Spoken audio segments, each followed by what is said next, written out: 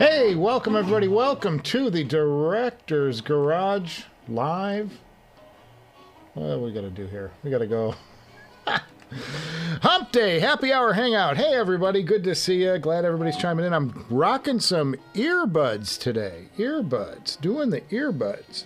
Because we're going to talk about IEMs today. We're going to talk about the XM1 that I just reviewed. I've got more thoughts on. We've got a lot to do today. The XM1, which from Noble, which was the subject of the last video, one of the two headphones I reviewed. I've got a little something to add about the Format EA1000, and then I've got some viewer systems.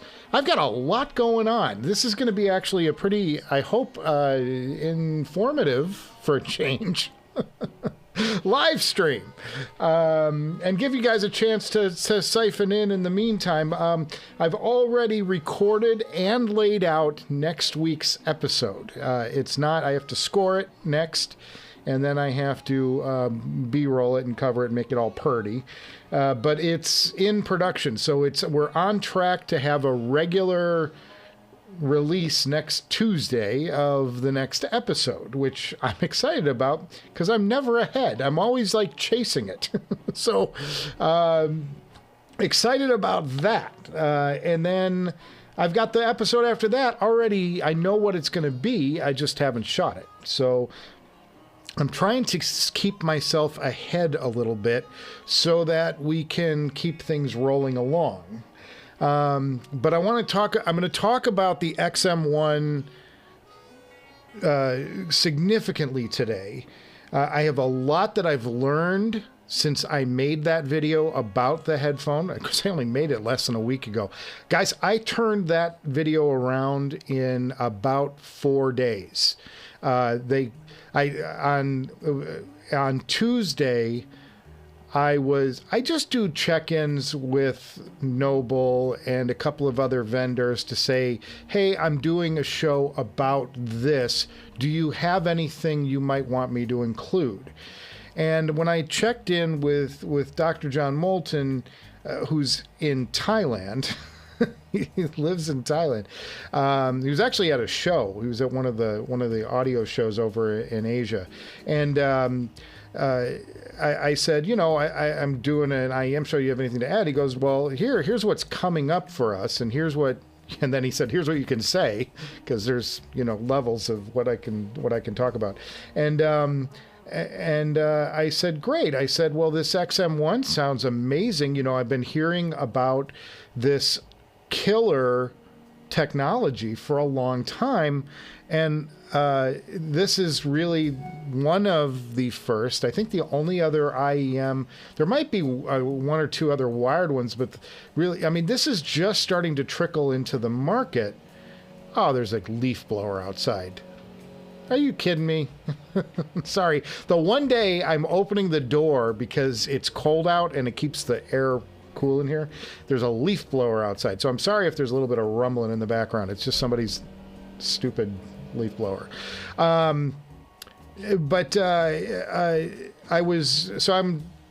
So he told me, about this new, the only other one I know of for sure that's on the market is the Creative Labs. The Creative Labs has a TWS, a true wireless IEM with an XMEM driver in it. Now, the thing is like, it's a brief discussion I get to have, and we go on our ways, and I ask him as many questions as I can to have some information for the video, but I didn't have everything. Well, it turns out that I got an email today that the XM1 must have been, the one I got must have been really close to final production. I had read into our discussion that this was kind of mid-ship, and now it's seeming like it's more like they're really close to release, because I got a pre-order notice in my email today from Audio 46. And by the way, right down here is Howley. He's on his back, stretched out on my desk, and if he's hitting keys and if the feed goes berserk, I'm going to blame Howley now. The cat did it. But he's right on his belly right now. He never gets this close. He's usually on the other side of the room when I'm talking, because he doesn't. Nobody likes my voice, folks. Nobody. So I'm working through all this stuff, and so when I got this email today, I was able to actually get more information than I had when I made that video, because the timeline was I talked to him on Tuesday. The package arrived, maybe it was Monday night, and the package arrived Wednesday. So Wednesday, I've got the IEM. Now, I had to shuffle what I was going to do in that last episode, which was reveal. Also, I was going to do a little bit on Noble, because I didn't think I thought maybe I'll show off some photos or whatever of this new thing, and then get into a show. And I was going to do these 3 other IEMs that were sent to me by Linsol. And I was going to plow through them and kind of like do a little IEM episode with the feature being the SIM God, because this is a significant headphone. There's reasons to do this. I felt this is this AE1000 has, or EA1000 has some cool tech to it with those removable ear tips. And on this, by the way, I'm so scattered right now. I'm sorry. I'm going to get through the story. On this package, they actually had the graphs of what the ear tips did, and I didn't see that because it's so dark and I am so blind. I missed it. So yeah, the graphs are right here for the ear tips. But I had planned on doing that, so now I've got to shuffle. So I put these 3 off to a future episode, and I made way for this Noble thing, which got there on Wednesday. Thanksgiving is Thursday, so I'm done all day Thursday. I can't do a thing. I shoot Friday morning, start like trying to lay it out, and then on Saturday morning I shoot the B-roll of the XM1, which is all the shots of it, which were shakier than I've ever done because I was rushing so much. I've never had that much trouble keeping a camera stable. God, that's annoying. I may have to go close that door. I'm sorry, guys. Let me know in the chat if it's too loud, if the rumble in the background. It's just somebody with a leaf blower, and they're in the neighbor's yard across the way. So I shot the B-roll and packaged up the XM. Hope I shot enough for the episode. I shot as much as I could, and then I packaged them up. And by the way, and then Friday night I got a chance to listen to them after I got done shooting that episode. So that's where I'm getting these extra. I'm going to talk in a few minutes about. I'm letting people get into the chat. In case you're wondering why I'm kind of stalling here, I'm waiting for people to come in the door so we can have a more formed discussion. I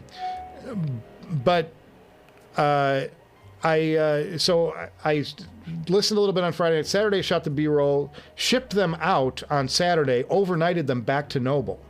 So they had them Monday. They had their headphone back because it's the only working model they had. I said that in the video, but it's true. It really was the only model that they had that was a production model that actually played music. They had some shells or whatever, but this is it. And then I worked all through the weekend to get as a 40-minute episode. I don't know if you guys have ever tried to produce 40 minutes of television that was at least somewhat interesting. And the episode did okay. It's a tall order. It's like doing 2 episodes in one shot because it's 40 minutes. So I produced this 40-minute show, and then boom, it's gone. So that was kind of the timeline of all this. So I had such a limited time. I didn't have a chance to fully, I don't have a chance to fully research this stuff. I'm just kind of like trying to get my impressions out there and give you as much information as I had from my brief chat with John Moulton, Dr. John Moulton, about this IEM, this fabulous new IEM, new tech and all that. And we all have been hearing about XMEMS forever.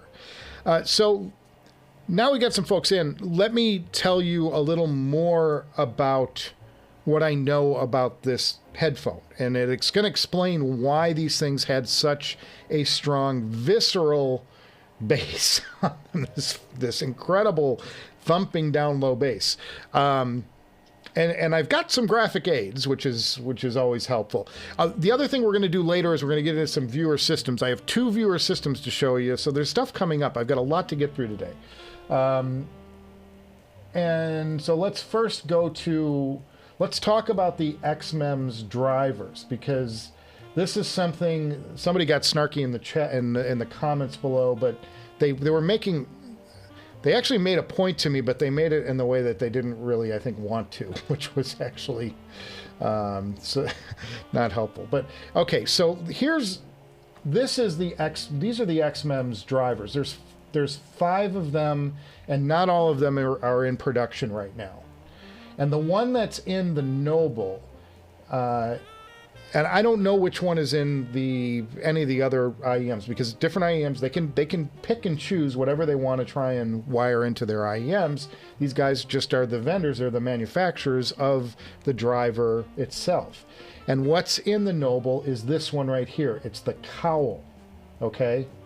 So the cowl looks like this up here. I can't zoom in because it's a web page, but the cowl is this guy right here, and this is what's in there. And what they've done is exactly what's shown in this upper corner here. They combined a dynamic driver woofer with a cowl mid-range tweeter. That's how they tuned them.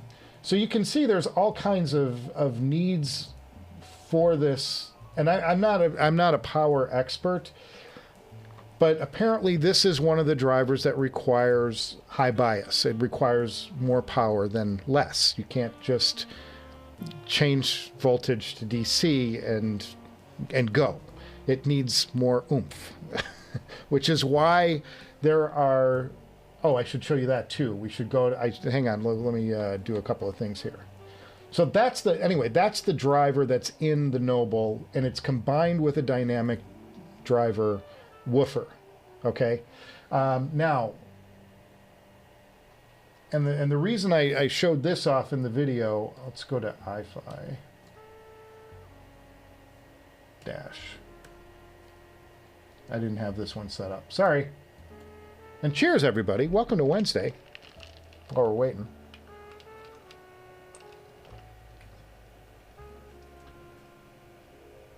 There it is. Okay. Get some nectar. I've got myself some. Nope. This one. There it is. Okay. So let's go back to this. So this is the Diablo. And what you'll notice is they've got an XMEMS switch on this. And that's presumably to provide power to one of these XMEMS drivers. And I got into a discussion, the snarky discussion in the chat, and I'm like, well, I'm willing to look. If you guys know me at all, you know that I have no problem being wrong about anything. I call myself an idiot because I think we're all just kind of figuring ourselves out in this, we're finding our way through it. And it's these discussions that we have in chat and stuff, and discussions with people offline and on HeadFi that we start learning more and getting more informed. And I try to relay what I know to you guys, and then you guys can tell me I'm wrong and explain why. But the deal is, and my reason, I reasoned through this. If these things could perform fine on low power, there is no need for the Diablo 2. This right here, there would be no need for it, because why would iFi, first of all, enter into a partnership with XMEMS to develop a power source for their more difficult to drive XMEMS driver, these solid state drivers? Why would they enter into a partnership if the power wasn't needed, right? That makes no sense. So I reasoned through that these different drivers, these 5 different drivers that XMEMS does, go back there, the 5 different drivers that they make have different power requirements, and some are made for IEMs for true wireless and perform better on battery. Some want a larger power source. So there you go. So there's the there's the deal with that. Now, today you can pre-order, sorry, Audio 46, from Audio 46, which is my preferred vendor of all things because they, you know, they're awesome. No, we have a deal there. You can get 5% off. I'll tell you about it later. But you can pre-order these today. You can pre-order the XMEMS, and they look relatively similar to what I had. So they're probably not going to change that much from what we saw in the episode. But they explain down here. They explain a lot of things about the biasing needs of this particular driver. They talk about it being high bias. It needs a high bias amplifier, and they're doing it on the Noble by drawing the power from your phone or whatever device you're plugging it into. And then they also go on to explain that it's a cowl, that it's the cowl version of the XMEM driver, which is the model. And they're combining it with an 8.5 millimeter dynamic driver, which is a significant dynamic driver. I've seen bigger. They go up to like 12, 13 millimeters in some IEMs. And that's, so now we have a better understanding of what the product is. Now I want to talk a little bit about the performance of it, because I had a chance to, and then I'll get to the chat, guys. I know you're filling up the chat with questions and comments and stuff, and I'm super, I'm glad to have all you guys here today, and cheers to a Wednesday. It's getting a little bit darker outside, and it's cold here today, so that's why I left the door open. And it looks like it's going to be raining soon, apparently, which sometimes messes up my internet. Anyway,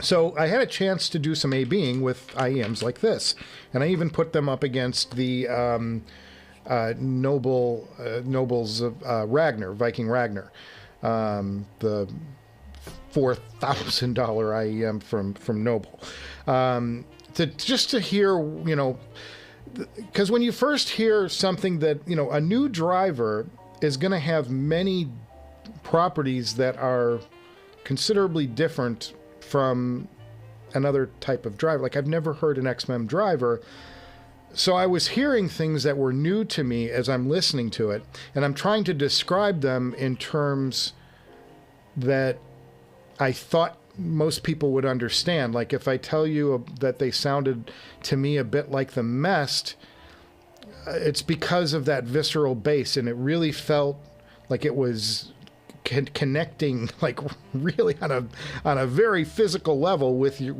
my head, and then the sound stage, which I described as narrow, but it felt like there were kind of like layers there, but it didn't seem like it stretched out tremendously wide like some of my other IEMs did.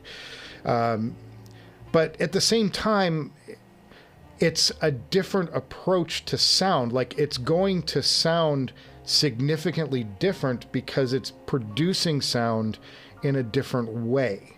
So saying, well, it's, you know, like this and like that is like one thing, but it's like, it's like saying, describe wet to me, you know, like, and I've never been wet before. Describe what wet is. Well, it's kind of like water, but not dry. You know, like, it gets into, like, we're into kind of a strange area where I'm trying to describe something nobody else has ever heard. And so we're getting, you know, that's the conundrum of doing that episode and me trying to describe things on the fly. But what I want to talk about is the A/Bing that I did, and the closest take of everything I had in-house, the thing that seemed to sound the most pardon me, let's get some water in me. Wow. No, that wasn't Holly's gas. It was it's just me doing my thing. So the one had IEM that sounded probably the closest to this was the Timeless AE, which had, the XM1 had no question a stronger, more visceral bass presence than the Timeless AE. And it's probably not much of a surprise there, because the Timeless AE is a planar, and they use generally, you know, it's a little harder for these planars, even dialed in the way that the AE is, to produce that deep stuff.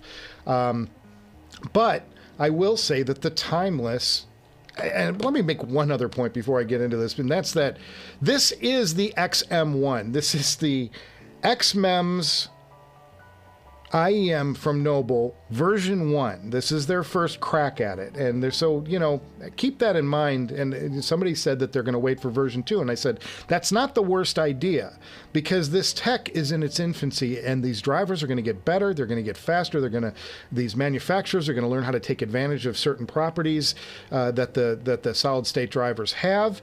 So this is what I'm hearing now as I'm comparing it to the Timeless. I just put in mind that this is the first version of this. So I felt that the Timeless really brought a better technical performance. I felt that the image was sharper on the Timeless AE.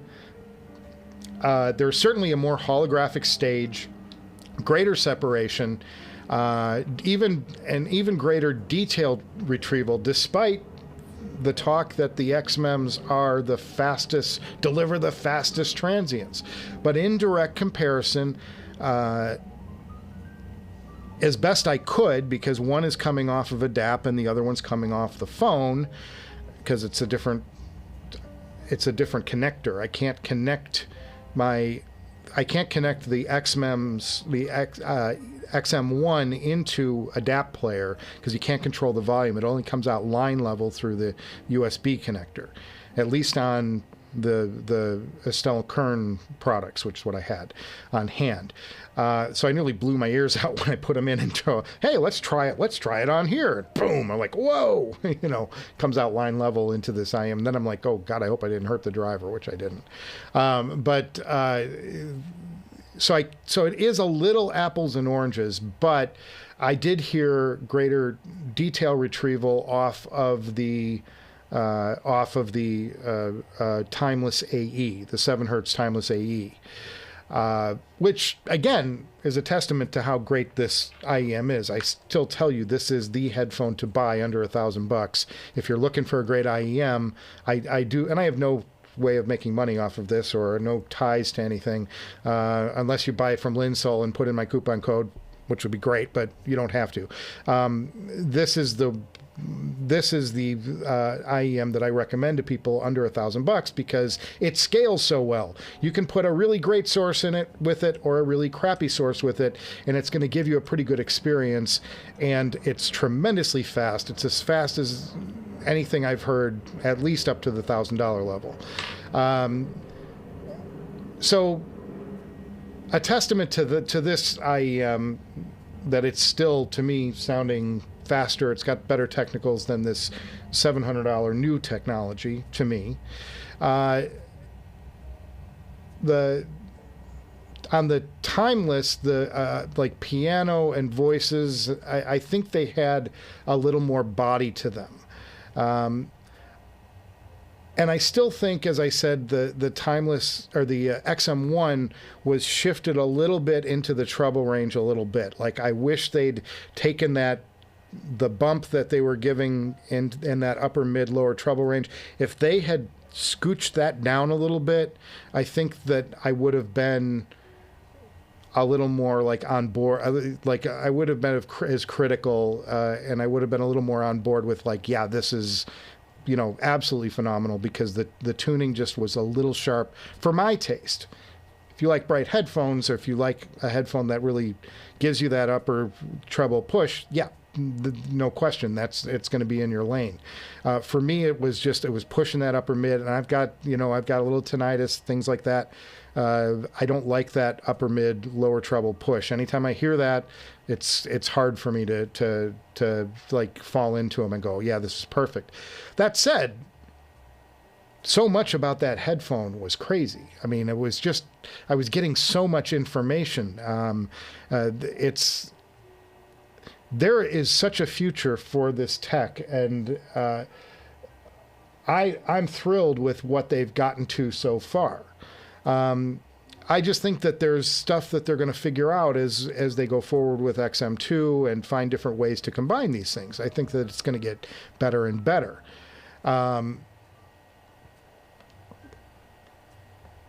So when I first was listening to these, the experience I was having was like, wow, because and I think it was because of the newness of it. I'm going to confess all this stuff because I don't hide anything. But I was listening to it, I'm going, wow, this to me sounds like something I would pay $1,500 for. Given that the convenience and the tech involved in this thing, but I don't think that they have that $1,500 sound. I think that for pure sound, there are other IEMs that I think I would go for first. However, it's a new technology, and getting in on the, and getting to experience this for the first time at $699. It's pretty cool. I'm like, and it's a Noble, and it's going to be like a great overall package. Like, what you're going to get.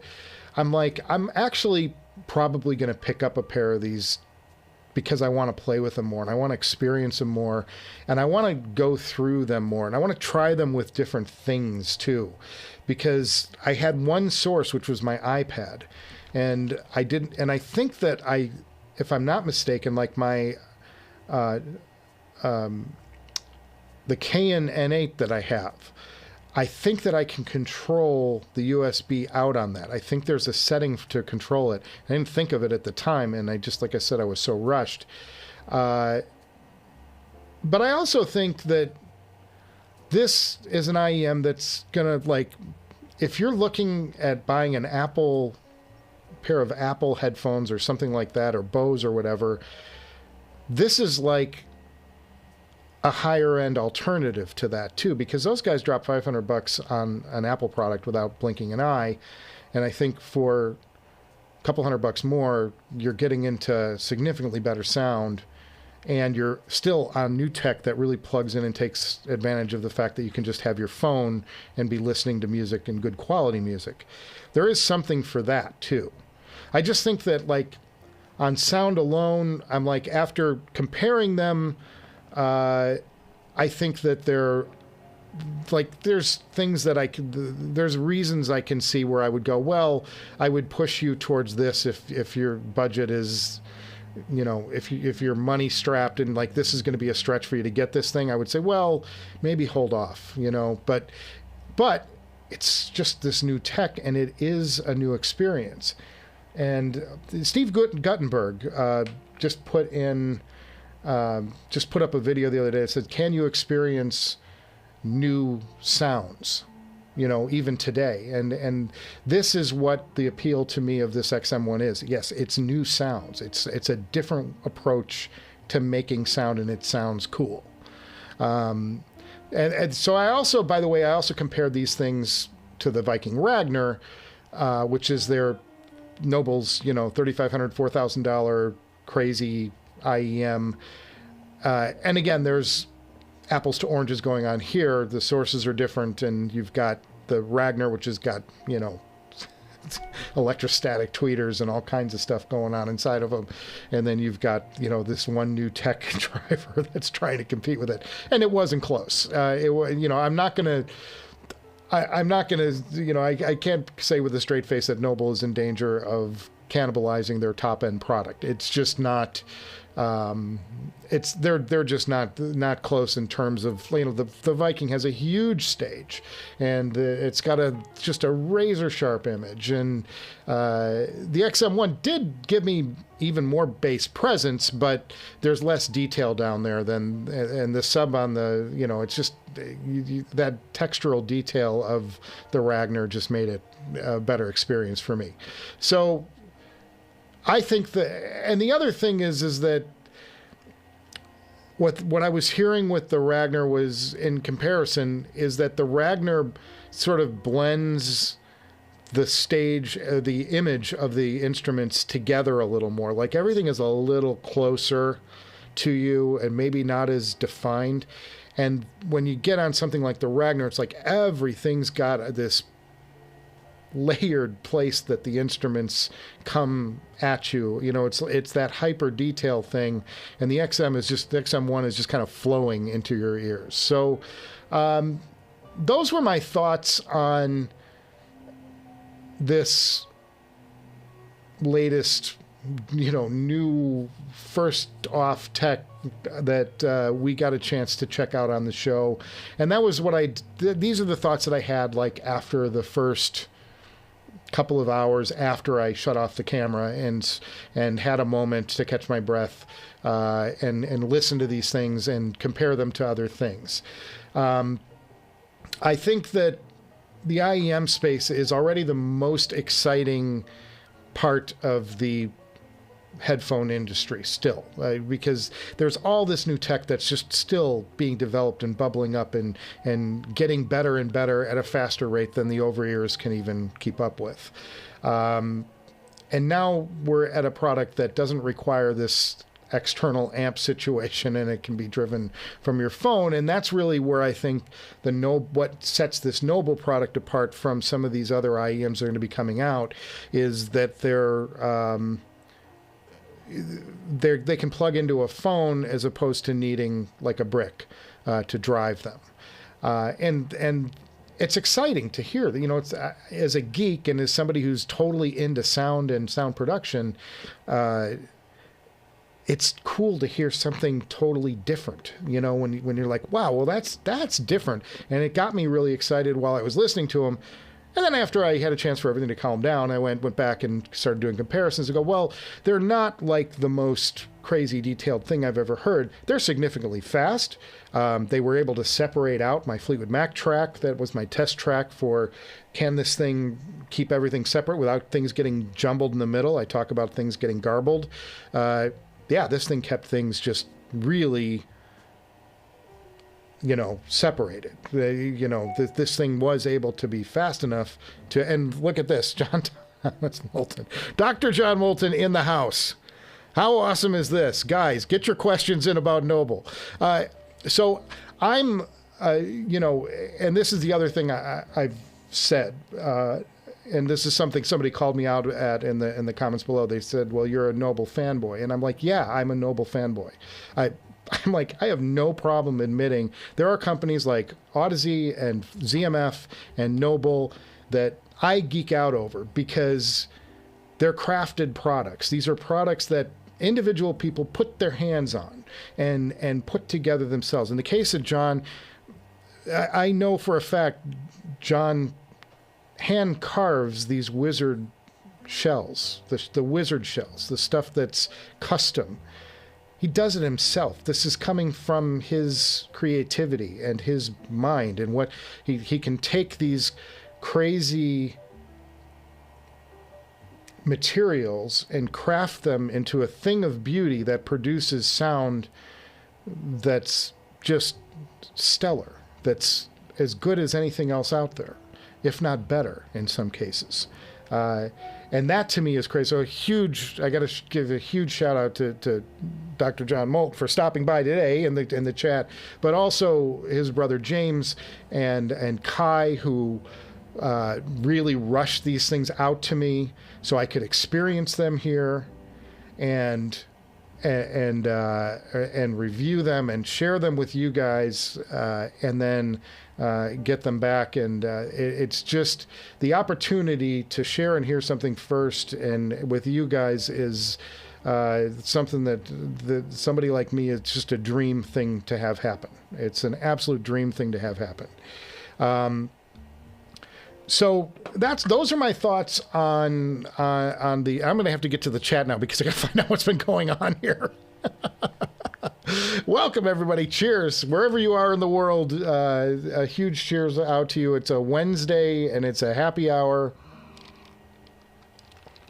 And simply a great day to be around, and I'm glad you guys could all chime in. We got a lot of viewers today. It's great. And I'm going to show off some viewer systems. I had two folks send in their photos, but I'm going to get to the chat now and go through this real quick. So first we got Hipster Cow chiming in. Cheers, Hipster Cow. That was a crazy video at the XMEMS. Saw today. Audio 46 just put up their ability to pre-order. Yeah. That's exciting. That's really the fact that wow, it happened so fast. I thought we were maybe a month or two away from these things, and like boom, there it is. You can pre-order it today, guys. And the price is exceptional on these things. I mean, for what they are and the tech they deliver, the cable that's coming with them, it's going to be a Noble-worthy shell. It's solid.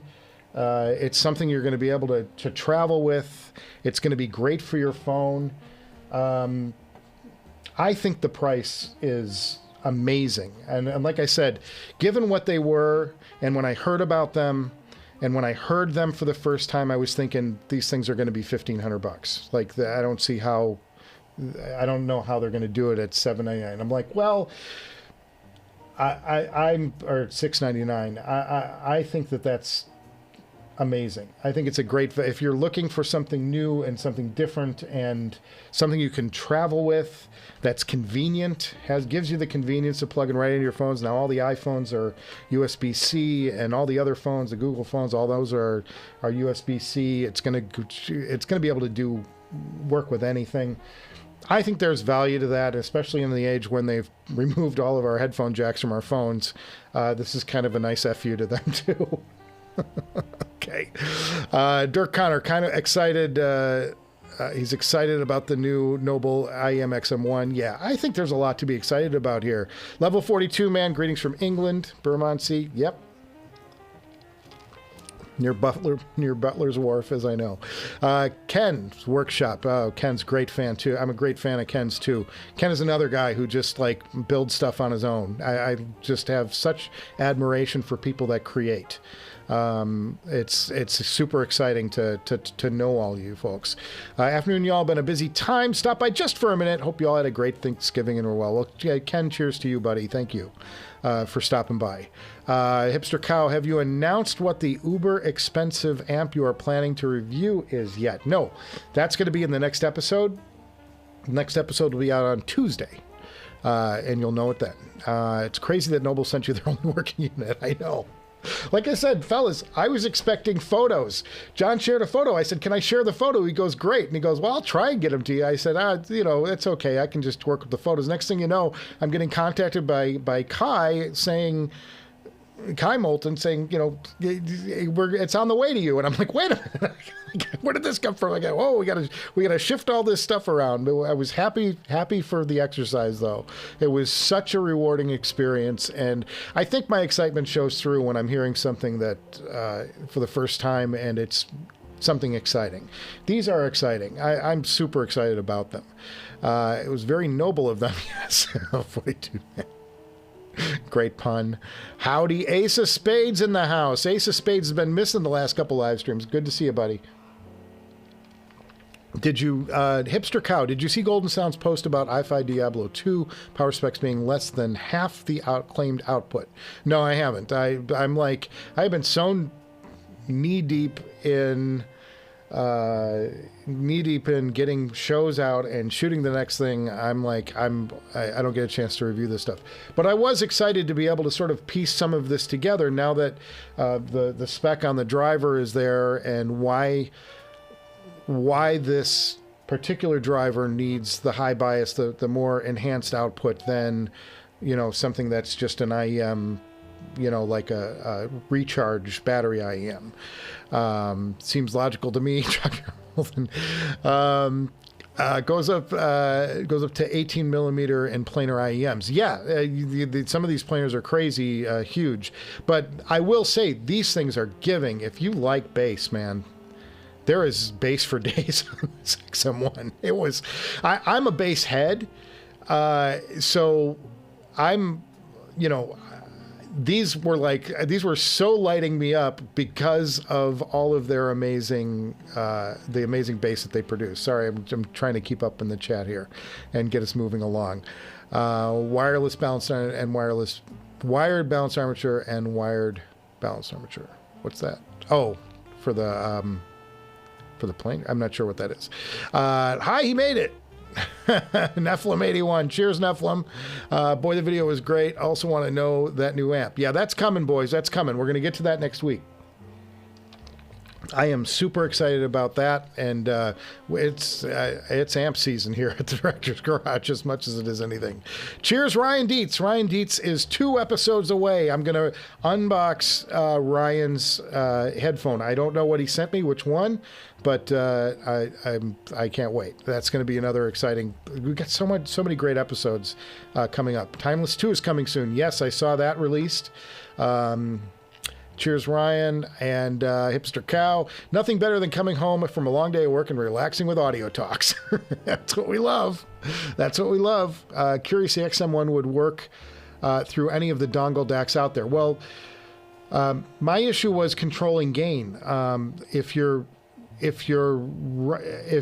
have gain control out, I don't know why it wouldn't work. But if you've got to be able to control the gain, and you can't just plug them in because you're going to run line level into your IEMs, and that's never a good thing.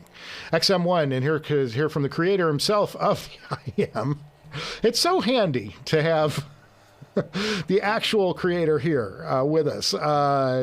In case you're just joining in, Dr. John Moulton is with us in the house today, who is the senior audiologist and the brains behind all of Noble Audio's crazy, amazing creations. It's a true, we have a true pro here. Nobody better. The XM1 is intended for use with a mobile phone, not a dongle DAC. John, what a great job you've done. Now the fanboys are coming out. I love this. This is so fun. For once, I have not the focus. I'm just going to go along for the ride. John, you're going to get some major congrats here. A lot of people love your work. John, what a great job. You're seriously a craftsman. I appreciate all of the contributions to this wonderful hobby of ours. I couldn't agree more. Dirk says, kudos on the Spartacus, another great IEM. Super excited about that IEM, and I got to hear that at Can Jam, and what a value on that one, and what a gorgeous IEM too. What a gorgeous, and I sit here with my my two Noble IEMs at close at hand too, and my wireless IEMs from Noble. I put my money where my mouth is, if nothing else. One key elements of the XMEMS is it offers a channel balance of 1 dB. That was something we had talked about. I didn't know how to relay that in the video, John, but what he's talking about is the balance between the left and the right. These things are super balanced. You're not going to get anything weird with like one set of drivers outpowering another. Anything within 1 dB is a unicorn. Well, we've got it's a great reason. It's a great reason to get excited about the tech, and I'm super excited to see where the speed goes, because I think these things, they're just scratching the surface on these things, I think. And again, my reminder is this is version 1. This is one of the very first XMEMS drivers out there, and they're just going to get better and better. And the response is going to get better. The transients are going to get better. I'm sure the stage will get better over time. Things are just going to improve. But I'm just excited about where this is headed. And I was just thrilled to hear these things for the first time. I'll take an Atrium question, but guys, get your Noble questions in here for anything Noble. We have a unique opportunity in this hobby to talk to the guy who makes Noble IEMs. So get your questions out here. This is like golden opportunity time to hear about things you always wanted to know about, and hear it from the guy who knows more about IEMs than any of us will ever know. Please don't be afraid to be asking questions about IEMs and constructing IEMs and anything you want to know about IEMs. Now is the time to ask. We've got the expert of experts in our midst. Are you still digging the Atriums? Yes, I still am. A stabilized version. Yeah, they're ZMF November. Those things are another crafted headphone that I think is just spectacular. And again, those comes from the cups come from artisans, and can't ask for more than that. That's just exciting to me. Anytime you get something that's not stamped or that's actually crafted, I'm going to get on board with that. When it comes to audio, the phone in general needs a serious kick in the ass. Yes, I would agree with that.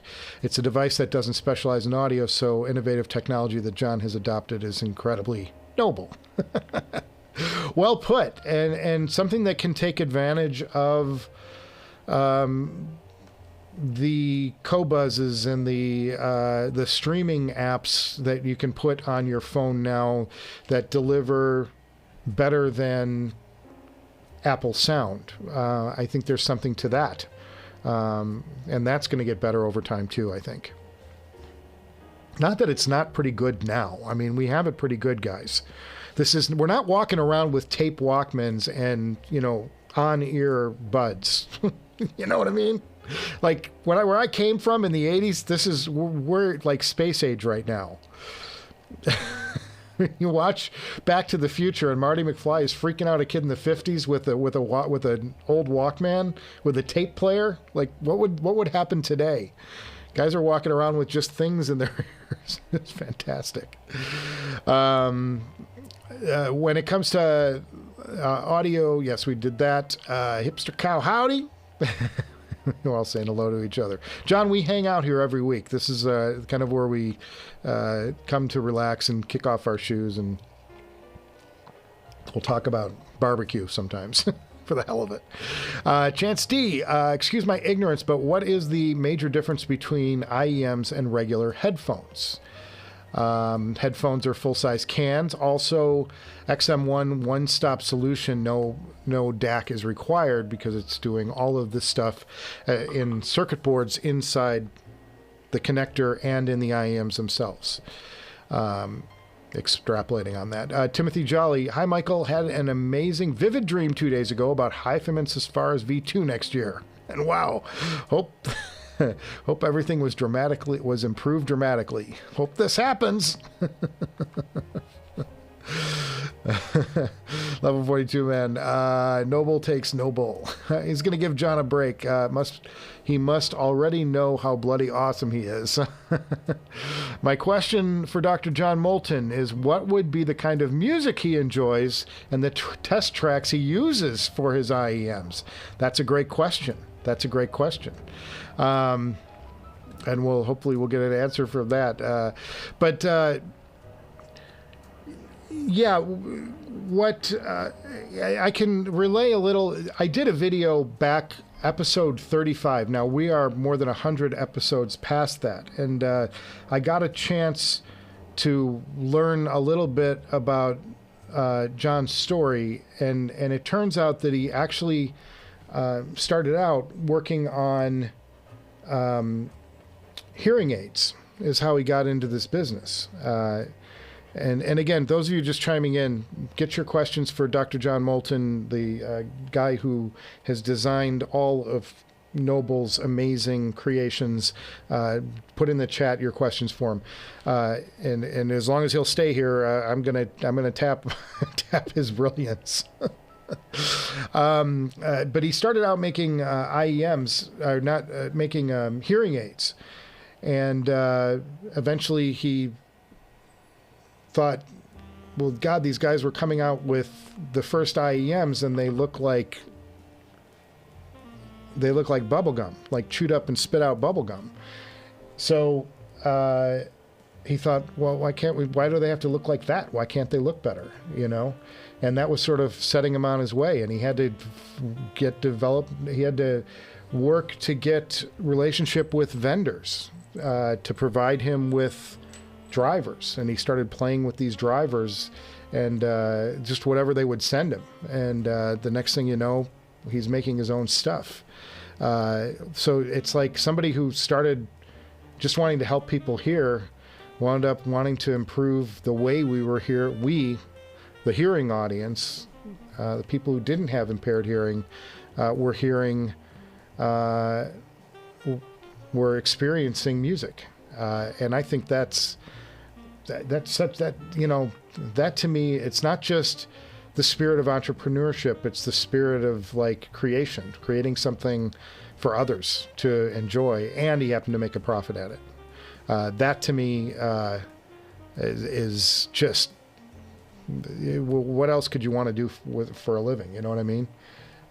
So great. Hang on, guys. I got to check something from work real quick. Sip and spill. Oh, boy. Oh, boy. Hang on. I got to type a reaction to this.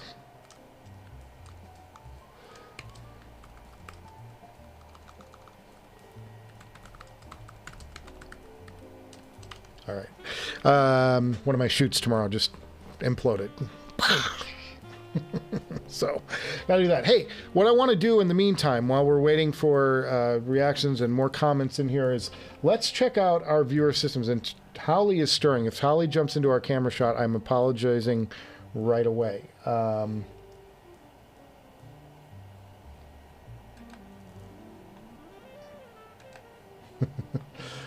So what I want to show off, I have a couple of viewer systems, and we do this every now and then. And if you guys, I get a chance to do my special effect. This is my one special effect I do during each live stream, and that is this. Oh, I gotta find it. Here we go. If you have a viewer system you would like to show off, or any other photos of your stuff, send it to directorsgarage@gmail.com. You can also contact me there if you have any questions about why I'm here. Sometimes I have questions about why I'm here. And but in the meantime, some people who sent their photos of their systems at home to me, I'm going to show off now. If I can get back to, oh, Holly, you're right in my way, buddy. Okay, here we go. And I love this first system. This first system has some old school stuff in it. And I just want to check the email real quick and make sure I get who sent these to me real quick.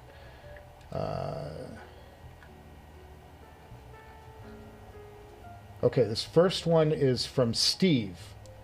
Okay, here we go. Going to the laptop. Here we go. Okay. This user's viewer system is from Steve. Now, my eyes immediately went down here because that is a Ray Samuels audio tube amp. And Ray is a legendary maker of amplifiers. And I've actually been in contact with Ray in recent months.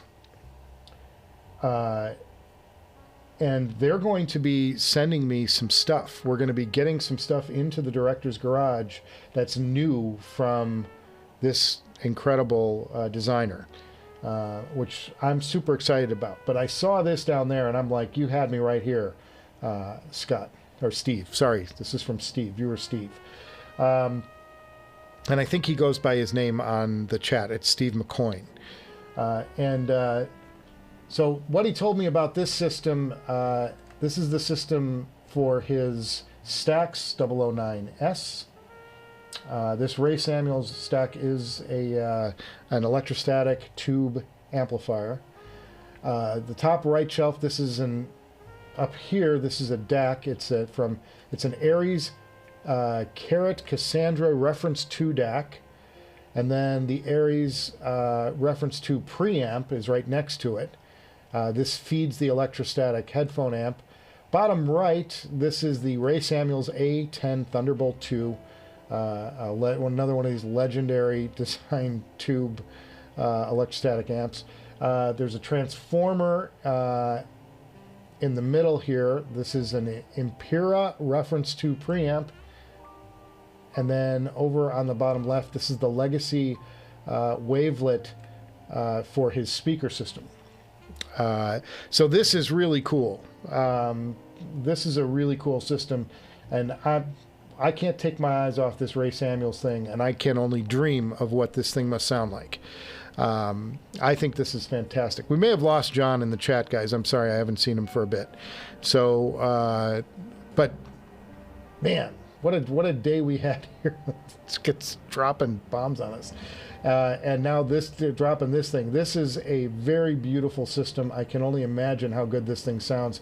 And I got to thank Steve McCoyne for sending this our way. Now my next one features this headphone, which a few guys have talked to me about. This is the D8000 from Final Audio. Beautiful, beautiful headphone. Reviewed these not too long ago. Maybe that's the Pro, because what is he got, 2 of them? Or maybe it's just the angle of the light. So cool. And he's got a full system back here, and unfortunately it's pretty wide, but I can try and tell you what I've got. Can I push on this? Yes, I can. So let's blow this up a little bit, because we can maybe take a look at what's back here. And I think he's got some PS sound stuff, and that could be a shit, but I'm not sure.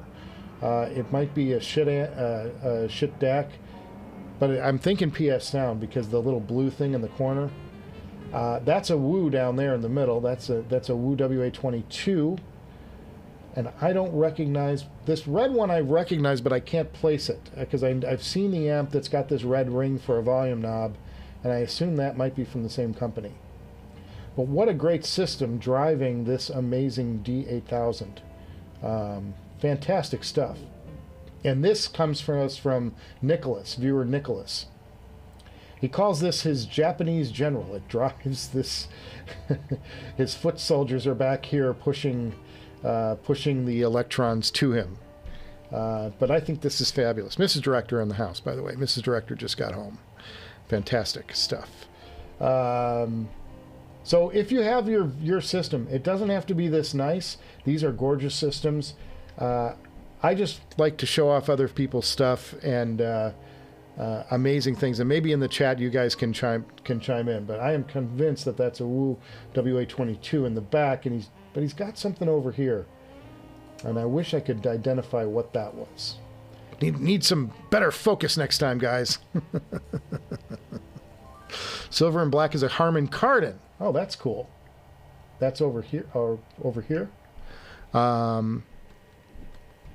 Very cool stuff, guys. I love showing off these systems. I think they're great. I think it's interesting to me. I like to see what you guys are rocking, and it's my honor that you guys are sharing them with me. So I haven't seen John chime in, but boy, I got to thank him for stopping by today. What a treat that was. One of the very best in the industry stopping by to say hey, and I hope he got a chance to take his victory lap, because he's got a hell of a new IEM on his hands that I think is at that price point is going to sell like crazy, and it should. Timothy Jolly, hello.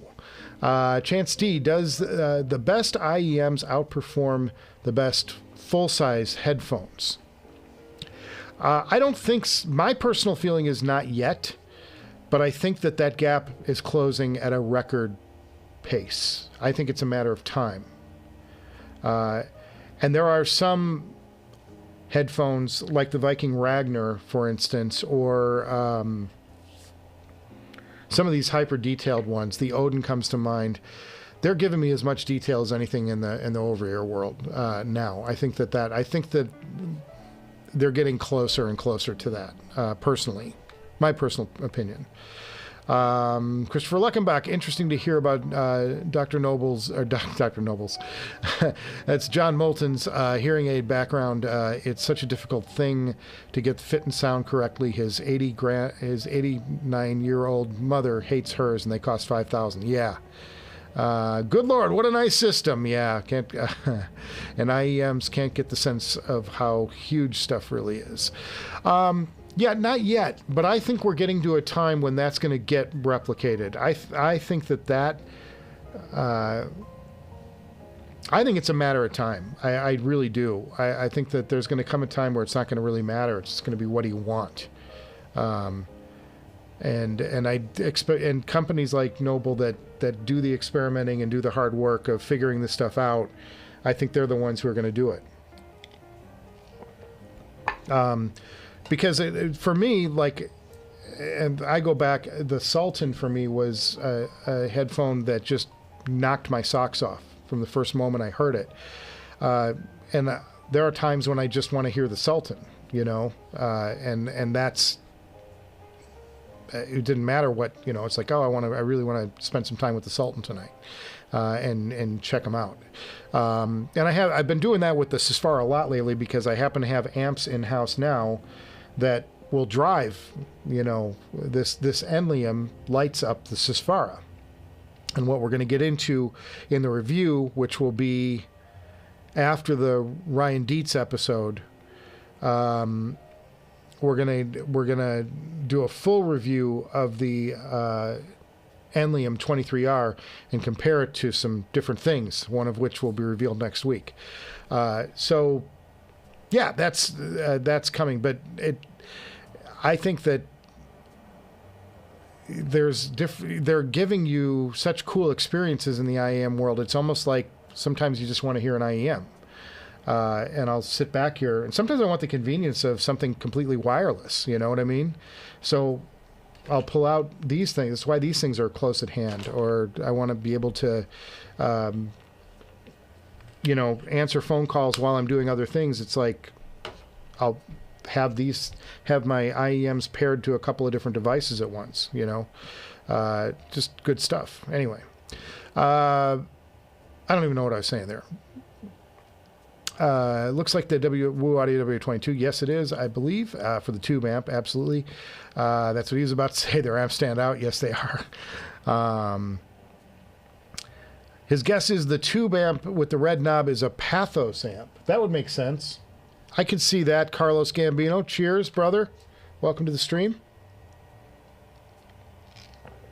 We're an hour in. Man, we covered a lot of ground. That's amazing stuff. We're talking about this viewer system here. We're trying to identify everything in the back. Pathos. That seems to me like the Orlando or whatever. That could be. It's a tube amp, whatever it is, because he says it's a tube in the description. So his tube amp is currently driving the D8000 in this picture. Very cool, though. Very cool. God, I love this stuff. Gotta love this stuff, boys. Gotta love it. So good.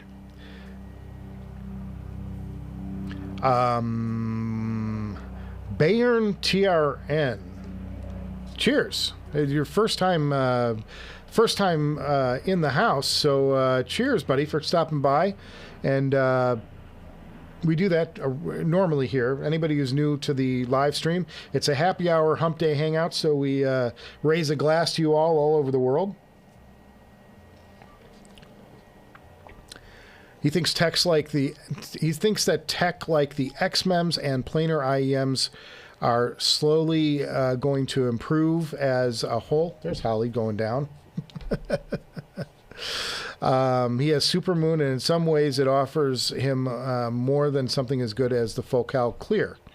That's what I'm saying. I think that they're getting better and better, and at the high end, I'm crazy impressed with some of these models that have come out in recent years. Not to just be on the Noble train, but Empire ears. I loved what I heard out of the. I'm drawing a blank. I'm drawing a complete blank. The gold one, the new gold one. I thought that was a fantastic moment. I thought that companies like. My mind is on 10 different things, and I'm trying to remember. The Raven, thank you. The Raven. Empire Ears Raven. I love that IEM. I think that Unique Melody is doing some incredible things. Their top of the line thing that I heard, the MES 3, was one of the best things I heard at Can Jam this last time. It does all the things. And also, I'm trying to remember the other IEM that I use all the time. It's $900, and I heard like their top of the line. It's called the Jade, and just drawing a blank. Never mind, guys. I'm sorry. My mind is running out right now. But there's a company that does a headphone called the Jade. I'm kicking myself for not remembering it. Comes in an octagonal box. I can picture everything except the name of it. So good. But yeah, and I heard, yeah, Unique Mest 3, Unique Melody Mest is not even Unique Melody's top of the line. I got to hear that top of the line, and I was blown away by it. I thought it was incredible. I thought it was a great IEM. The Amber Pearl, yeah, that's what it is. Fantastic IEM. There's just great stuff out there. The Ragnar is one of the most detailed IEMs I've ever heard. If you love detail, if you love a lot of detail, that Viking Ragnar is just, there's nothing like it. It's just hyper detailed. It's detailed as anything I've heard in the over-ear world. Just fantastic. Have you reviewed, Timothy Jolly says, have you reviewed the HiFiman Aria Organics yet? No, nobody sent them to me. And it's in that mid pocket, and I'm like, if I'm going to spend that on a headphone, I'm probably going to go above them, and I'm going to get the HE-1000 V2s again, because that was a headphone that I loved, and I had to sell when I was first starting the show out, and I would love to have that headphone back again for just because the nostalgia of that, or I would punch up to the SE but I've had many people tell me the SE isn't, they enjoyed the HE-1000 more. The other problem that I'm having is that I've had the Susvara, which is sitting right back here. Let's pull this out.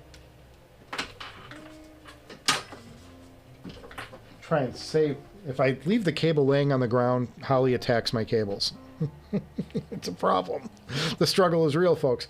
I've been working with amps that are fantastic with the Susvara, now. So, and I've got these Susvaras working in a way that they're surpassing a lot of the other headphones I've heard to date. And my shootout that I did with all of the top headphones, were these placed fourth, I think. It's apparent to me that I wasn't driving them well enough. Because as I'm getting better power sources in here, like the Enlium 23R, that are seriously crushing this headphone and making it do spectacular things, this has climbed up in my rankings by a great degree. So my headphone rankings would change based on sound significantly from where I ranked them last, where the Abyss 1266 won the last Uber shootout. I don't.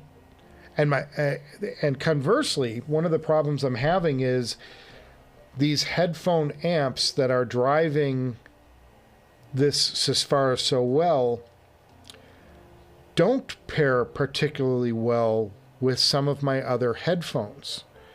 Stacks, things like this Ferrum Ore stack, the Burson, the Bakoon 13R pair better with my lower, with the other headphones I own. I don't want to say lower, I just say cheaper, less expensive headphones I own, like the Caldera and stuff. Although the Caldera, we'll get into it next week, but or the week after or whatever. Yeah, they pair better with lower powered sources. So there's stuff going on. This is taking a huge jump forward in sound quality by far. It's really taken a massive leap. However, it's at the detriment of some of my other headphones. So it's like, yeah, I'm helping these out, but I'm not helping out the other headphones I own. So I've got a lot more listening to do. And I've got a lot more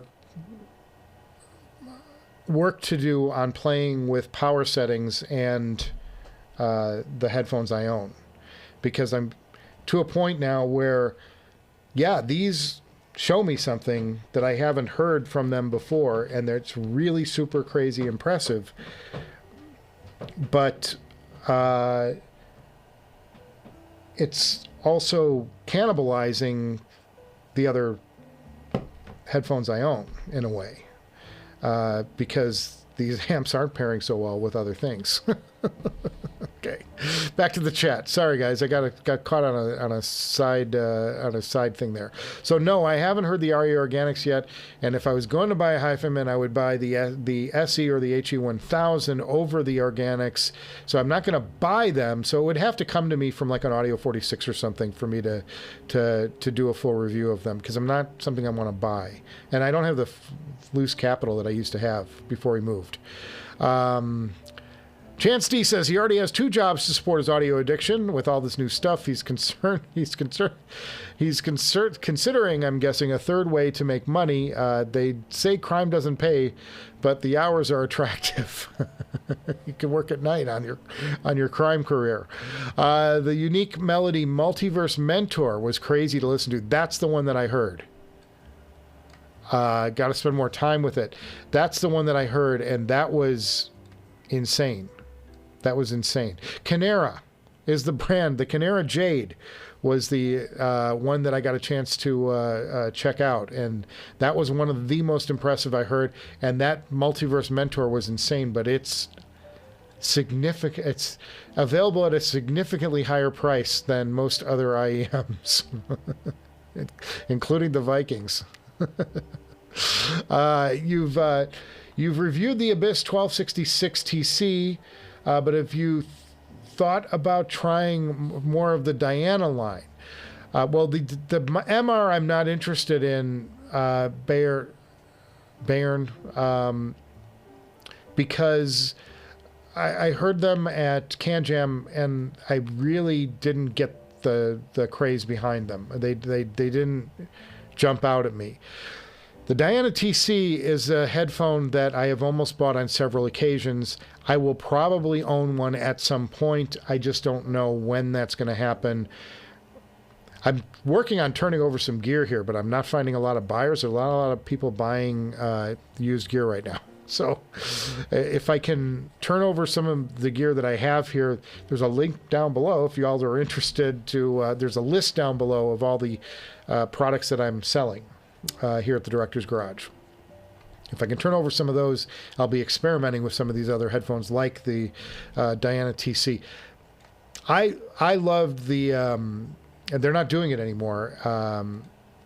Abyss isn't selling them this way, but there was a time when you could like choose from like 25 different colors of Diana TCs. You can get a custom set, and I thought it would be really cool to get an army green colored olive pair of headphones.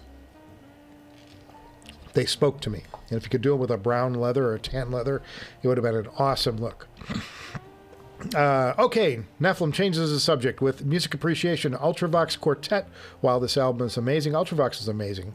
Really at the height of the new wave movement, which you know I love. He thinks he's going to splurge and get the box set of the Steven Wilson high-res Blu-ray. What I've been listening to most recently for me is I've been revisiting Fugees. That album, The Score, they only did 2 records. The first one was a straight hip-hop album out of 1993. It's all aggressive Dr. Dre and Grandmaster Flash style hip-hop. It's very aggressive. And then the second one was that ultra creative, never repeated album, The Score, from 1994, and it was the only record they ever. They didn't make another record after it, and they kind of all went their separate ways. And of course, Lauryn Hill went on to do her only solo record and never did another one, The Miseducation of Lauryn Hill. But I've been listening to that record a lot lately. I've been revisiting it, and that's something that needs to be re-released in a high-res format. I haven't found a high-res format of that record. I would love to, because there's so much going on. It's uber sampled, but it would be, there's a lot of sampling in that record, but it's creative use of it. Like, they really paint pictures with that. Very, very amazing record. So that's what I've been digging Nephilim lately. I've been going back and looking at the Fuji's catalog. Oki Miku, you've been here once before, but I'll still drink to you anyway, because, cheers. We like people who stop by. Was the ranking based off the Abyss 1266 TC paired with the Powerman and Formula Sangra deck? No. The TC, at the time I did the last shootout, I think it was with the Bakoon in-house and the Ferrum ore stack were the two amp sources I had for that. And the Ferrum ore with the Abyss 1266 TC, that pairing has made friends of mine cry with the way it sounds. What I'm finding as I'm upping the power into the Abyss 1266 TC is that the mid-range is going off. The mid-range is crunching up, and it's getting a little nasally in sound. It's getting narrower in sound. So I've got to find a combo again that works for the TC, because I think I'm overpowering them. I think I'm doing too much with them, and it's not helping them. Because I'm not getting the same sound I was getting before. And maybe the answer is keep the Bakoon on hand, the 13R, because it's, for whatever reason, it doesn't hit like that Enlium 23R does, which will be part of the review when I do it. Gil Renard says, this week I got a new space heater that also drives headphones, guys. It's the Aun S17 Pro. Well, I'm telling you, both of these, the Bakoon and the Enlium that I have in-house here, are both like portable space heaters. They are remarkable in their ability to create heat. Christopher Luckenbach says, level 42, man, that's a gorgeous headphone. Congrats. The D8000 Pro. Oh, and I missed that post. Bought the D8000 Pro Limited Edition. I have not heard the D8000 Pro nor the Limited, and I know that Nephilim is going to get on my butt for that, but I haven't been able to hear it. Level 42, man, that's gorgeous headphones. Great. Carlo Gambino, you rule, brother. Thank you. The D8000 is really the real deal for him. Yeah, I know, Nephilim. That's your favorite. I get it. I get it. Kevin Jock says, Jesus, he just bought a Caldera. He should he have pulled the Sesfara trigger instead? Kevin, the problem, the great thing about the Sesfara is it's phenomenal, and it's starting to separate itself finally from the Caldera. However, the Caldera, on anything less than like these painful amps to find and audition, the Caldera works on anything. The Caldera works across the board on anything. Even on these... I'm not sure I understand. Oh, Siri, I didn't ask you a question, but thank you for chiming in. The Caldera works with the Enlium, it works with the Bakoon, it works with almost anything you throw at it. It works phenomenally, and it's a gorgeous sounding headphone no matter what you throw into it. The Sesfara, it wasn't until I started throwing these crazy amps that are ungodly expensive at them that I was starting to get consistent and sometimes not even totally impressive bass, but I'm getting consistent bass out of them. Because otherwise the bass is thin on these things. There's great mid-range. Mid-range lights up no matter what headphone, amp I put to these. But to get these things to give me that emotional down low presence, it's a chore. And so I would say, but you can always do better. look, even I've got this as far, I've got it working, but I could always buy the HE1, or I could buy the, like you can spend $100,000. This is another conversation I had. It was mind-numbing on Facebook. Somebody put a post on Facebook, and it's a post that I should know better than to bite into, but I bit anyway, and it was dumb. But somebody said the DCS Lena stack is the best headphone system he's heard. And he's curious to know if there are better systems out there than the Lena stack. Now, I say this as a Lena fan and a Lena owner, right? And my answer was, well, I think the question is really complicated and kind of silly. This is embarking on a silly discussion, because what was happening was people were chiming in with their thoughts, and every time somebody dropped a product down that could outperform potentially the Lena stack, he gave a reason why it couldn't. And it became clear that this guy bought himself a Lena and was trying to say it was the best of the, and you know how people do this who are like in their audiophile zone. It's like, this is the best system, and I'm not willing, I'm telling you it's the best system, and I'm not really asking you this question for a reason other than to say the Lena is the best and everybody should know it, and this is the fact. And I'm like, I should have just let the pitch sail by, but I decided to take a swing at it. And I said, in no uncertain terms, I said, look, if you're looking for the best headphone system, the Lena is a pretty good place to start. And if it does it for you, then that's the system for you, then that's the best system. And I said, in all honesty, I say this on the show all the time. The best system is the one you own, because it's the one you have in your house. It's the best system for you, and everybody has their best system, right? Can I get something that performs better than the Lena stack? And I'm like, well, yeah, and you can buy it from DCS themselves. You can buy the Vivaldi, you can buy the Rossini, you can buy the Bartok. The Vivaldi is a, over $50,000 system when you add the clock to it. And it will outperform as a DAC on your headphone system, the Lena DAC. The Lena DAC is based on the Bartok, the original Bartok, which DCS has now upgraded to the Bartok Apex, right? And it's a tweak to their ring DAC and the way it's doing its decoding thing, and it affects the output stage.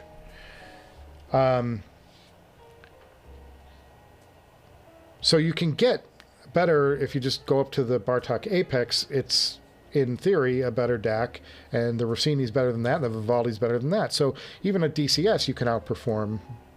And the comment I got back was, well, they're not headphone-specific products. And I'm like, well, what is a headphone? Like, the DCS, I can drive anything with this. I can put this on any other system. I could drive small bookshelf speakers with this. If I had the amp here, I can feed this into my stereo system. I can put it into the Macintosh and use this as a DAC. I'm like, what does that mean? Like, headphone specific. The Bakoon will drive speakers or headphones. Does it do headphones? Yeah, it does it real well, but it also is perfectly capable. A lot of people are using it to drive smaller speakers because it's 25 watts. This is significant. So I was like, this is kind of a silly discussion for us to be having, but yeah, I can find amps that outperform the Lena amp, and I can find DACs that outperform the Lena DAC, and you can just piece together a system of better components, and if you find the right synergy, yeah, you're going to find a better headphone system. And you can, there are people with the Sesfara that are putting a $50,000 speaker amplifier on their Sesfara. Just go to HeadFi. You can find that out. Well, those are made for speakers. I'm like, no, they're made for whatever you plug them into, right? What does the amp care whether it's plugging into a headphone or a speaker? So it got really silly in our discussion. But I'm like, yeah, you can spend over $100,000 on a headphone system. You can spend $50,000 and just go out by the HE1, which arguably is a better system than the Lena Stack. I think that's a fair argument to make. Whatever. So that was the whole thing. But it kept coming at me like. And then I think his comment to me back was, well, the adding the clock to the Lena system makes up for the Apex module. And I'm like, those two don't have anything to do with each other. They're very different. I was like, it was very odd. It's a very odd discussion, but that's what happens when you go on Facebook and try, and it becomes one of those. My favorite meme in the world that I've ever seen is the one where the wife leans her head into the room and goes, "Honey, come to bed already." And the guy's at the computer going, "Just a second, somebody on the internet is wrong." It's my favorite thing. So Kevin Jacques, no, I don't think you should have spent the money on the Sesfara, because what you're opening up is a potentially $6,000 to $10,000 problem on top of the Sesfara. Once you get the Sesfara, the Caldera will sound better than that if you don't have the right amplification, and nearly as good as the Sesfara if you have the right amplification. In short, the Caldera is an amazing headphone, and at $3,000 it should probably be everybody's sweet spot. Ken Workshop says he agrees. He could never quite convince himself to sell the Sesfara, especially after building the CFA3, the amp that we can't get our hands on. Ken get us that CFA3 and driving it well. He'd encourage us to check out the CFA3. Oh, that's not, is that his, right? It drives the Sesfara and Caldera as well, very well. The Caldera is easy to drive. Yes, agreed. The Sesfara needs tons of power, but are one of the best when singing properly. Yes, I think I finally got it to a point where it's actually impressing me. And that was something that I was just struggling with. I couldn't get that headphone. I could get the headphone to sound good. It sounded great. It sounded really good. But I couldn't make it sound remarkably better than other stuff at or below its price point. Until now. Now it's starting to sound better. But that amplification is not helping these other headphones. That's the problem I'm having. So we've got more to do. We've got more things to do on the Director's Garage going forward. Okay, you should definitely try it with the Powerman Formula S. He finds a huge difference compared to a lot of other headphones. When you mention it seems like an interesting combo, though I may have to try. Yeah, and for me, it's like I don't have unlimited funds. I can't just go out and drop money on any amp I want. I've got to be very strategic about what I buy now, because we bought a house, boys. Got to keep the house. The house is way more important than any headphone will ever be.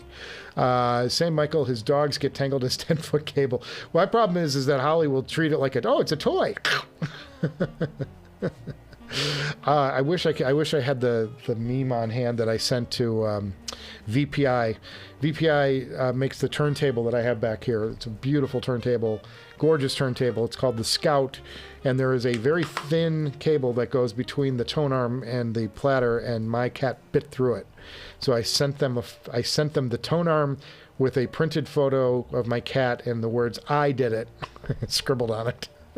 They got a kick out of it. Some of their favorite moments of the year. Same Michael, my dogs get tangled in. Okay, we read that one. Knocked down his Aria Organics. Yeah, and I'm guilty. This chair has arms on it that are hooks. And the number of times I've turned really fast and I've had a headphone cable wrapped around the arm and it hooked it and pulled the headphone off, I'm like, oh God, I'm going to kill one of these very expensive headphones. Nephilim Michael, no buts. Just hear the original D8000. That headphone will be your bass dream weaver. Okay, I know I'm annoying. I know. No, and I've had what did I have? I had the Pro in here, right? Is that what I was sent? I don't remember. but they impressed me. They did impress me. They just weren't my dream headphone. I see whatever. I could totally understand what people get out of it, though. Fantastic. Why get a Sesfara when you can get the Warwick Acoustic Bravura, or you can get the Aperio and spend 30 grand? The Bravura wasn't a good fit for me. I have yet to hear that. That was that I did when I did my what was that?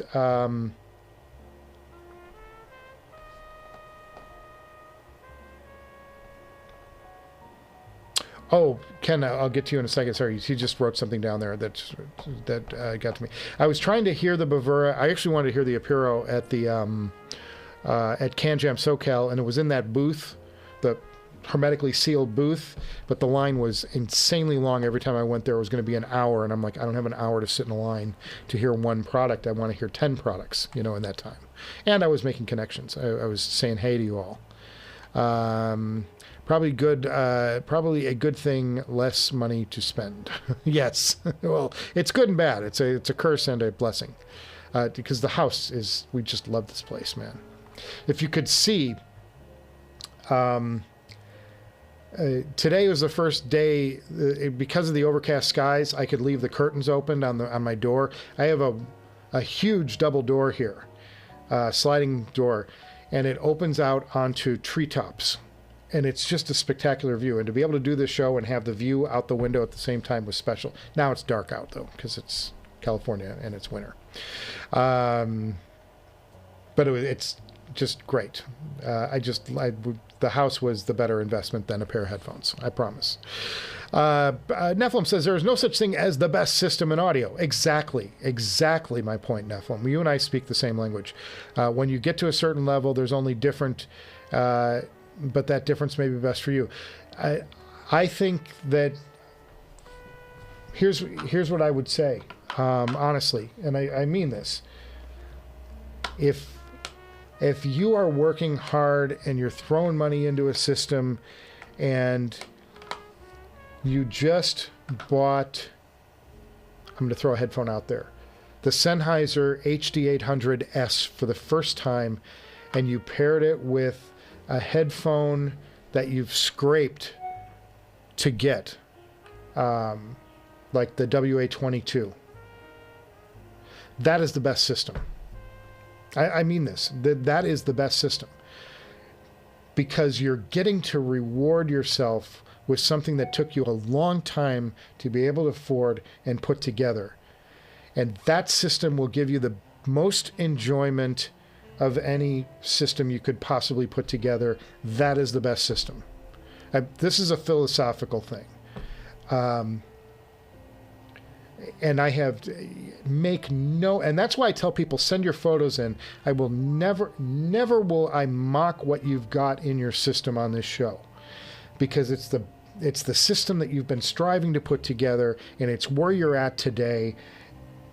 I'm not sure I understand. And Siri doesn't understand my argument, but it's the system that you've been striving to do, and the reward of that is the best system you can put together, and that to me is the best system, right? See, so while it's individual, I also think the best is also scaled. And that's why I'm very careful when I do this show to try and give you, I know I push towards the more expensive stuff. I've been guilty of that. I get it. I have a very rich sweet tooth when it comes to audiophile gear. But I also try to sprinkle in here $200 headphones. I'm going to do an IEM episode sometime by the end of the year, hopefully, that will showcase these 3 IEMs. What I'm holding in my hand doesn't cost over $100. These 3 together, combined, don't cost over $100. And we're going to check them out, and I'm going to hopefully find things to love about these IEMs. One of these is, I think, $13, and we're going to get to check them out. And if that's what you can afford today, and that's what you got, it's great. It's great, man. Great. Enjoy your music. It's about the music in the end, and what you can afford. But I mean that. It's like, that's like a core thing for me. I want People at every level can find remarkable sounding gear in this business. $200. These were on sale for, I think, $229. They're probably on sale till midnight tonight, wherever you're at. You can probably still get the deal on these. These went on sale for Black Friday. I don't think they're under 200 yet. But the EAs, these EA 1000s were $197. Get 3 tips, you're going to have a hell of a week of listening, a couple of weeks of listening, getting to change out all these tips and try different things. Nothing wrong with that. Nothing wrong with that. $200 headphones, these will scale. If you put a $1,000 amp with these, you're going to hear it. You know what I mean? And that's great. It's great.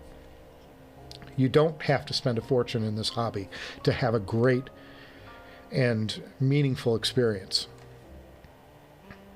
And we try and share our experiences with each other, which is great. Bayer says he prefers the Atriums over the Caldera, but he can recognize they aren't more detailed than the Caldera. Yeah, I love the Atrium experience, and I still go back to them. I think that technically the Caldera is probably a better headphone, my opinion. But there's something dark and lush about the Atrium. And the whole headphone itself is a vibe with the way Zach put that headphone together. And I'm talking specifically about the aged retro version of that. That is, when you get that in your hand, there is something so special about that headphone. It's a whole vibe and experience wearing them, listening to music on them. If you're in the right mood and you're in the mood for the right music, it's a one-of-a-kind experience, the Atrium. It's a special headphone. And I've made this argument on the show before. It was an important turning point for ZMF. I think that the Atrium is the moment that ZMF went from a boutique headphone maker to a major player in this business, because the construction changed with the Atrium, the approach changed with the Atrium. That was to me, and my view of ZMF, that was a landmark moment for ZMF, and it's a special headphone, and it's a headphone that I'll probably never sell. I put them on a list, but I listed them so high that nobody will ever buy them because I like them so much. But if somebody wanted to give me like $2,500 for the headphone, I couldn't say no. But you can go out and buy it for nearly that much, so you just buy a new pair and be done with it. But I think that's a special headphone. That's a great headphone. Hipster Cow. That's actually a funny statement. He has a friend who owns the Avant-Garde Acoustics Trio G3 and has driven with a headphone amp before. Oh yeah, the speakers. Yes, getting back to the speaker. Audio snobs unite. So what you're saying is the Lena stack is the best.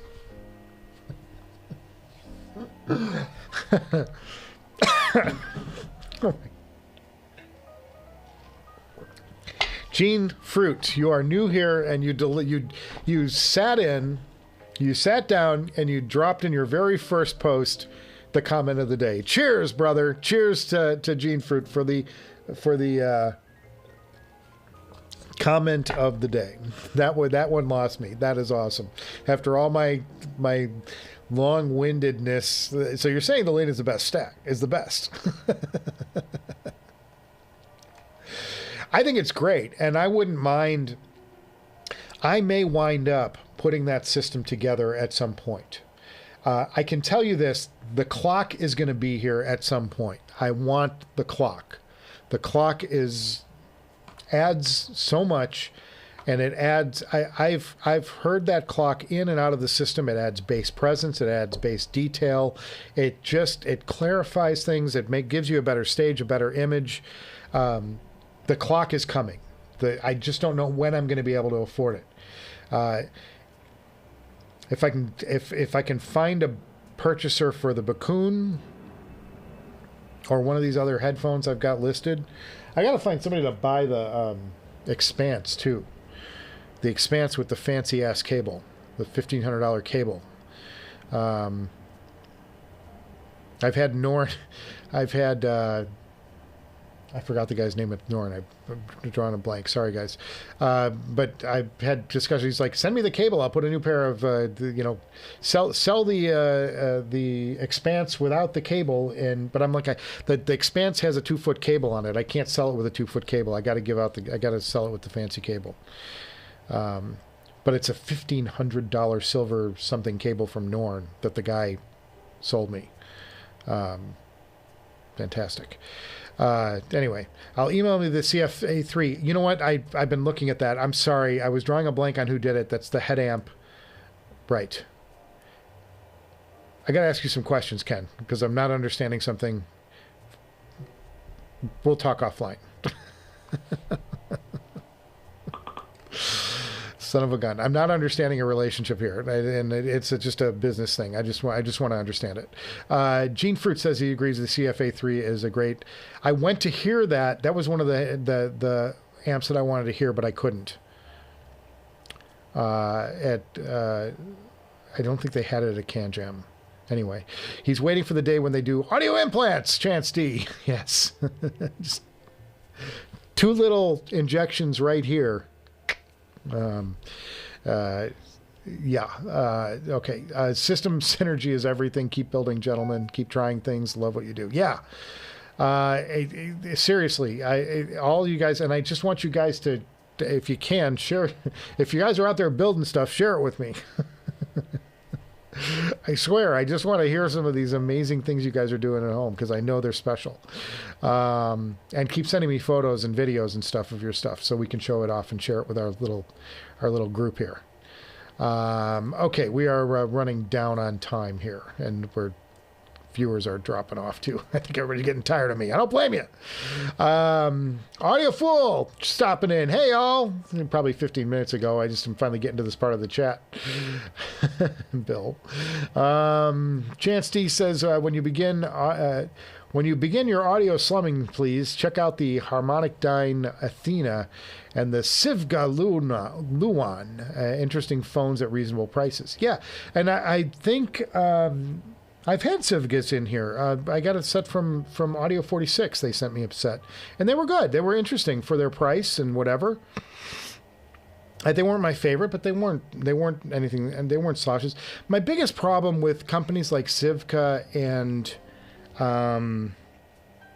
Kennerton, I just want better builds. I want more robust builds on their headphones.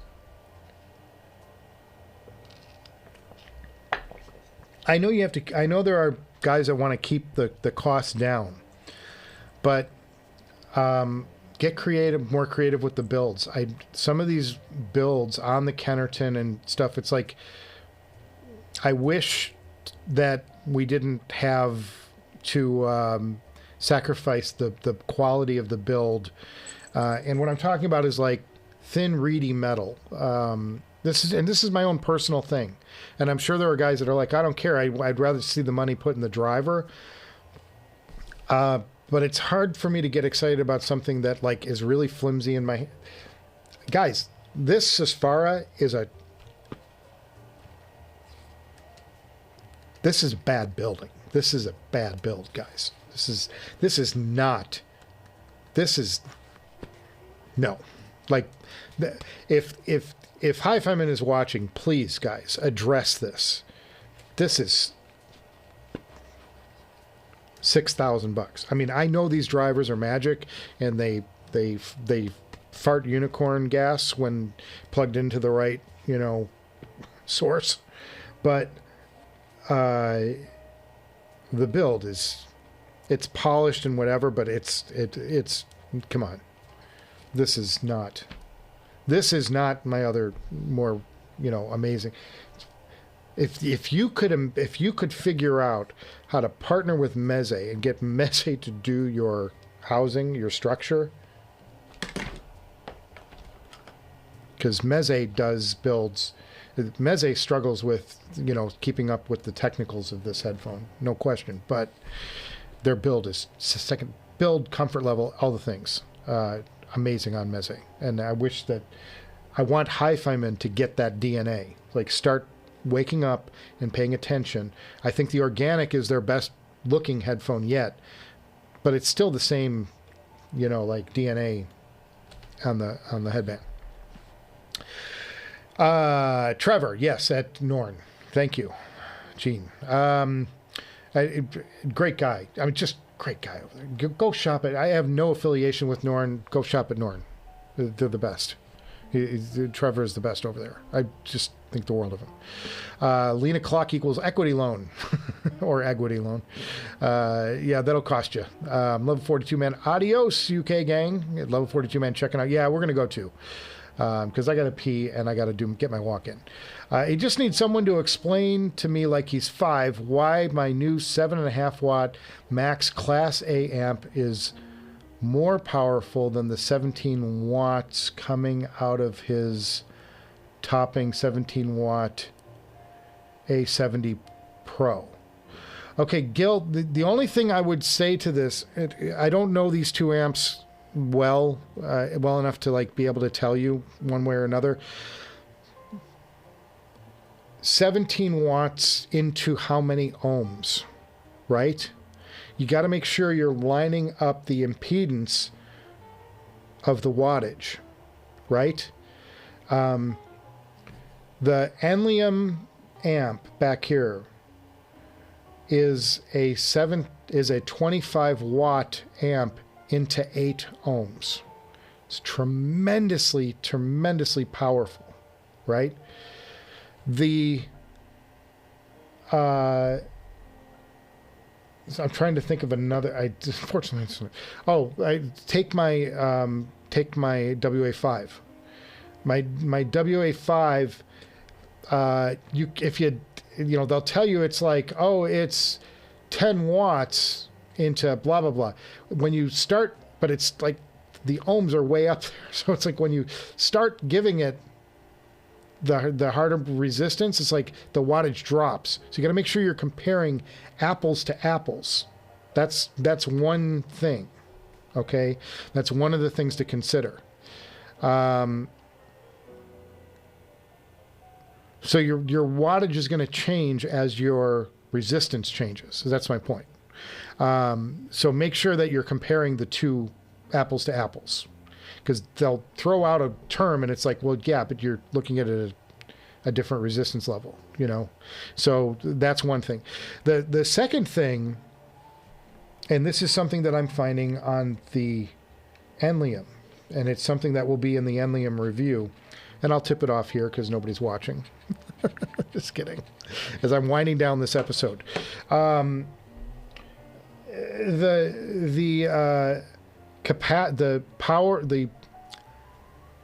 capacitance in the amp, what kind of capacitors and how large are they in the amplifier, is going to make a huge difference on how the amp sounds. The Bakoon 13R has capacitors inside of it, and it does have capacitors inside of it. The Enlium has more capacitors inside of it, but their capacitors hold more power. And capacitors on hand release, what capacitors are little batteries. They're electronic batteries, but it's a component. And what it does is it stores up power until a circuit asks for the power, and it releases that discharge all at once. I almost knocked over my Jesus. It releases that power in a burst. And what that's translating to, and this is, I have a layman's understanding of electronics. I don't have. I would like to go to Ken Workshop class because he knows more things about these circuits and about how they perform. But my suspicion, my somewhat educated hobbyist suspicion, is the reason that these Sysfaras sound so different on the Enlium versus the Bakoon, which has the same power level, is that the capacitance inside of the Enlium is higher. And it's able to release power in greater bursts, which is giving this headphone slam in the bass that I don't get out of the Bakoon. Does that make sense? So that's my theory, my working theory, because there's a huge difference between the Bakoon 13R and the Enlium 23R. And they're fundamentally should be the same amps. It's basically the spin-off company with the same basic talent in place doing their next version of that amp. And they didn't change the power rating, and they didn't really change the approach. They're both step-up amplifiers. They're both, you know, laid out relatively the same. They both use this jet circuitry that made the Bakoon such a... But their Enlium is doing something different inside. And by the way, it's something that doesn't translate well to other headphones, as I've discovered. So it's like, while the Enlium is crazy impressive, it's like, it's in some sense, it's kind of a one-trick pony. And that's that's the struggle with the Enlium that I'm going to have to face, and it's what's going to come out in the review that I'm sort of teasing here.